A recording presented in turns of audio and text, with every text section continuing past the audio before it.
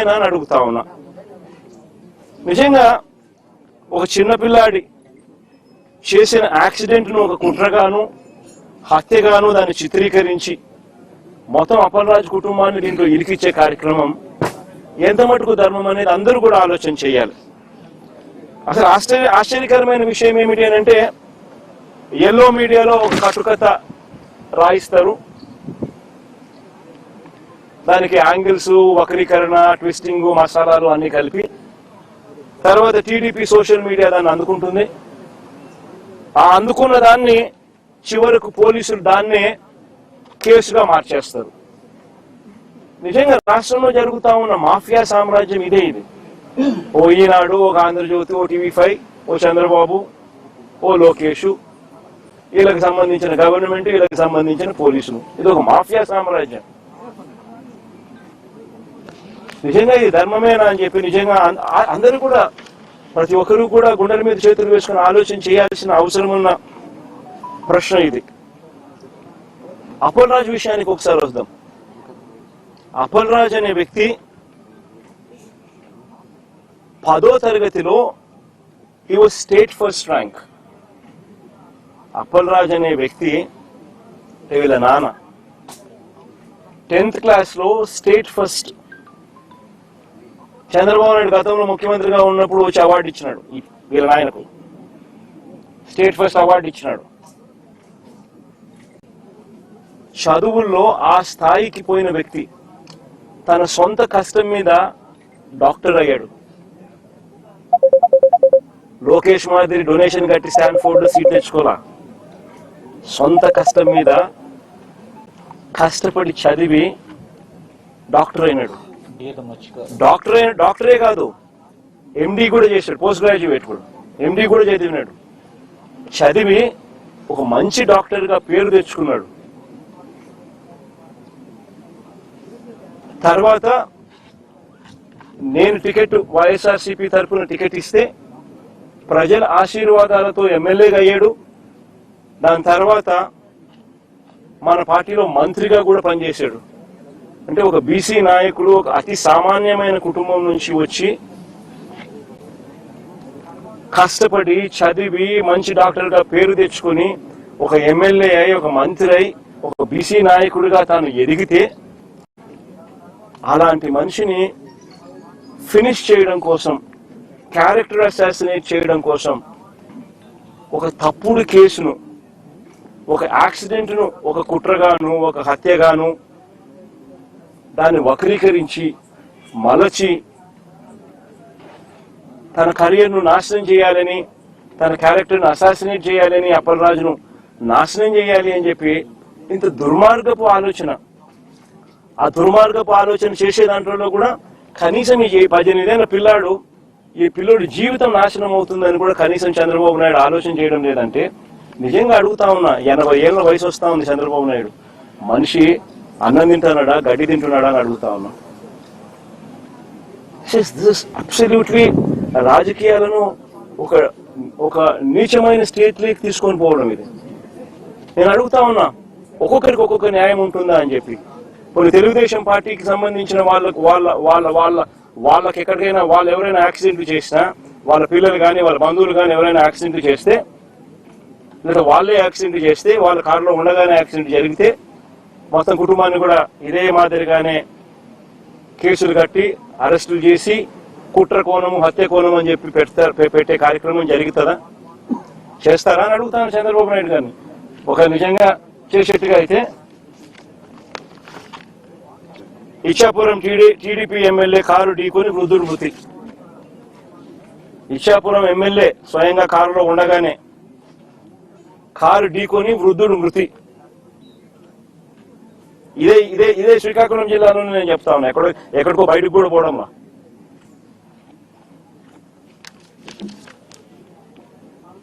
(31/12/2024). ఇంకో కేసు కూడా ఏదో ఉంది కదా,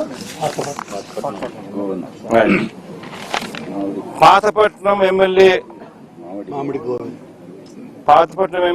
మామిడి గోవింద్.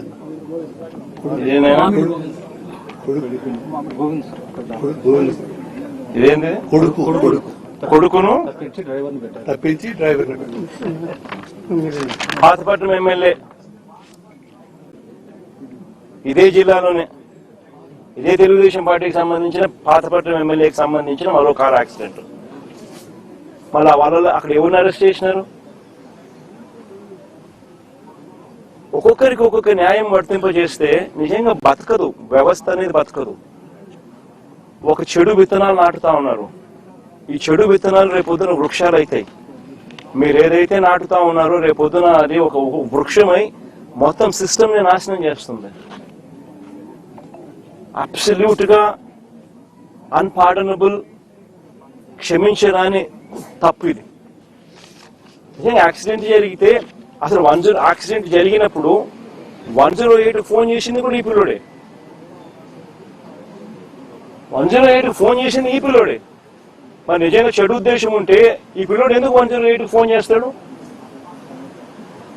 108కు ఈ పిల్లోడు ఫోన్ చేయడమే కాదు, సిపిఆర్ కూడా, అంటే వాళ్ళ నాన్న డాక్టర్ కాబట్టి ఈ పిల్లోడు కూడా చూసి సిపిఆర్ చేస్తే, అంటే చెస్ట్ సిపిఆర్ అంటే ఫుల్ చెస్ట్ హార్ట్ పంప్ చేసే సిపిఆర్ది వాళ్ళ నాయన చేయడం చూసి ఆరాటపడి ఆ మనిషిని బ్రతికించాలని చెప్పి సిపిఆర్ కూడా చేసినాడు అందరి ముందర. జరిగేదంతా అందరి ముందర జరుగుతాన్న విషయాలే. అంటే ఆ మనిషిని కాపాడటం కోసం తాపత్రయపడ్డాడు. 108 ఫోన్ చేసినాడు. మన పోలీసులకు ఆ తర్వాత ఇన్ఫార్మ్ చేసింది కూడా ఈయన నాయనే. మరి ఎవరైనా కూడా దాన్ని కప్పాలనో ఇంకొకటి చేయాలనో ఎవరు తాపత్రయపడాలా? ఒక అన్ఫార్చునేట్ ఇన్సిడెంట్ జరిగింది. ఒక అన్ఫార్చునేట్ ఇన్సిడెంట్ లో అందరూ కూడా కాపాడే ప్రయత్నమే చేస్తున్నారు తప్పనిచ్చి, దానికి బాధపడుతున్నారే తప్పనిచ్చి అయితే ఎవరు కూడా వాళ్ళ తప్పు లేదు. పాపం చేయగలిగింది ఏముంది? దాన్ని రాజకీయం చేయడం కోసం అని చెప్పి ఎంత దారుణంగా వీళ్ళు బిహేవ్ చేస్తా ఉన్నారు అని అంటే నిజంగా ఆశ్చర్యంగా అనిపిస్తుంది నాకైతే. ఇదే చంద్రబాబు నాయుడు గారు, నేను అడుగుతా ఉన్నా, ఈయన చేసింది ఏంది? యాక్సిడెంట్ లో మరణించిన ఆ వ్యక్తి, యాక్సిడెంట్ లో గొర్రెలు కాపరి మరణిస్తే దాన్ని రాజకీయం చేసేందుకు చంద్రబాబు నాయుడు ఏం చేసినాడు? పాఠశాలదని యాదవ్ మంత్రిని పంపిస్తాడు ఇక్కడికి. పాఠశాలదని ఒక యాదవ్ మంత్రి ఇక్కడికి వచ్చి ఈడ ర్యాలీలు చేయిస్తాడు కులాల మధ్య చిచ్చు పెట్టేదానికి. ధర్మమేనా ఇది? అంటే ఏ పక్కన మత్స్యకారుడే కదా, అంటే ఇల్లు కొట్టుకొని సావని అయినా. అంటే ఏం తప్పు చేసినాడు ఈ పిల్లోడు? ఒక యాక్సిడెంట్ జరిగింది, పొరపాటున జరిగింది. జరిగిన దానికి నిజంగా మనసున్నోళ్ళు ఎవరైనా ఉంటే వాళ్ళతో ఇద్దరితో కూర్చోబెట్టుకొని పొరపాటు జరిగిందమ్మా, కాంపెన్సేషన్ ఇంతకన్నా ఇంత ఎక్కువ ఇస్తామమ్మా, నీ కుటుంబాన్ని పూర్తిగా మేమే అన్ని రకాలుగా చూసుకుంటామమ్మా అని చెప్పి వీళ్ళతో భరోసా ఇప్పించాలి. నిజంగా అప్పలరాజు కూడా ఆ పని కూడా చేయడానికి కూడా ముందు కూడా పోయినాడు పాపం, మంచి ఉద్దేశంతో మంచి మనసుతోనే. ఇప్పుడు వీళ్ళు ఏం చేస్తా ఉన్నారు? దీన్ని రాజకీయం చేసి చెడగొట్టి వాళ్ళకి జరిగే మంచి కూడా జరగకోకుండా రాజకీయంగా ఒక యాదవ్ మంత్రిని ఇంటికి పంపించి ఒక యాదవ్ను అప్పలరాజు అంటే ఓ మత్స్యకారుడు ఈ పిల్లోడు 18 ఏళ్ళ పిల్లోడు కుట్ర చేసినాడంట, హత్య చేసినాడంట అని ర్యాలీలు. నిజంగా నేను అడుగుతా ఉన్నా, ఇదే చంద్రబాబు నాయుడు గారిని అడుగుతా ఉన్నా, నీకు మనిషివా రాక్షసుడివా అన్నది ఒకసారి నువ్వు ఆలోచన చేసుకోవాలా అని చెప్పి చంద్రబాబు నాయుడు గట్టిగా నిలదీస్తూ అడుగుతా ఉన్నా. ఎందుకంటే ఒక మనిషి అనేవానికి మనసు ఉండాలి. This is beyond repair. అంటే ఒక ఏ ఇన్సిడెంట్ అయినా కానీ వదలకూడదు, దాన్ని ట్విస్ట్ చేయాలా, వక్రీకరించాలా, ఎవరినైనా నాశనం చేయాలా, నీ రాజకీయ అవసరాల కోసమైనా ఆలోచన చేయడం దుర్మార్గం అనిపించడం లేదా మీకు? Absolutely disgraceful. నిజంగా అడుగుతాను, ఇదే యాదవుల మీద చంద్రబాబు నాయుడు గారికి నిజంగానే ఇంత ప్రేమ ఉంది అన్నమాట పోనీ వాస్తవమేనా అంటే అది లేదు.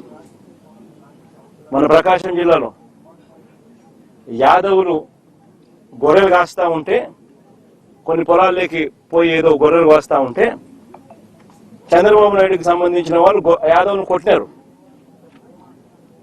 ప్రకాశం జిల్లాలో. It's been reported. కొడితే కేసు ఎవరి మీద పెట్టినారు తెలుసా? కొట్టడం మీద కాదు, యాదవుల మీద కేసు పెట్టినారు. నిజంగానే ఈయన మనిషికి యాదవుల మీద నిజంగా ప్రేమ ఉందా అని అడుగుతా ఉన్నా. విశాఖపట్నం మేయర్, మొట్టమొదట యాదవ మేయర్ చరిత్రలో ఇంతవరకు ఎప్పుడు విశాఖపట్నం మేయర్గా ఒక యాదవ కులస్తులు ఎప్పుడు మేయర్ కాలా. ఫస్ట్ టైం వైఎస్ఆర్సీపీ ప్రభుత్వంలో వైఎస్ఆర్సీపీ చేస్తుంది ఒక యాదవ కులస్తు యాదవ మహిళను మేయర్గా. ఈయన ఏం చేశాడు చంద్రబాబు నాయుడు? ఆయనకు నెంబర్స్ లేకపోయినా ప్రలోభాలతో ఏం చేసినాడు? ఆయన దింపేసినాడు. ఇదే యాదవుల మీద ప్రేమ. అంతేందుకు విశాఖపట్నంలో వైఎస్ఆర్సీపీ యాదవ భవనం కోసం విశాఖపట్నంలో ల్యాండ్ ఇచ్చింది. ఆ ల్యాండ్కు శంకుస్థాపన చేసినారు. పనులు కూడా ప్రారంభమైనాయి. చంద్రబాబు నాయుడు వచ్చినాడు, క్యాన్సిల్ చేసినాడు. ఈ మనిషికి యాదవుల మీద ప్రేమ? అసలు యాదవులు కాదు, అసలు బీసీలు అంటే కూడా ఈ మనిషికి లెక్కలేదు. కొన్ని మత్స్యకారుల మీద ఏమైనా ఉందా అంటే లేదు.